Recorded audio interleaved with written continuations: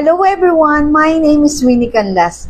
Maraming nagtatanong sa akin, paano nga ba simula ng airline ticketing travel and tours business? I suggest, simulan mo muna sa home-based online ticketing travel and tours. Bakit? Dito, hindi mo na kailangan maglabas ng malaking kapital. Hindi mo na kailangan ng malaking pwesto. At higit sa lahat, hindi mo na kailangan mag-hire ng maraming tao.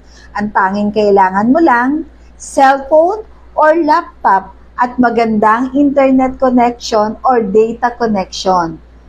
Kahit nasa bahay ka lang o isang empleyado na busy sa trabaho or OFW, pwedeng simulan mo na ang gusto mong negosyo, ang airline ticketing travel and tours. Gusto mo ba ng negosyo na kahit saan ka pumunta, dala-dala mo? Kumikita at may time freedom? If yes, ang tanging kailangan mong gawin ay maghanap ng legit partner na susuporta sa negosyong gusto mong simulan.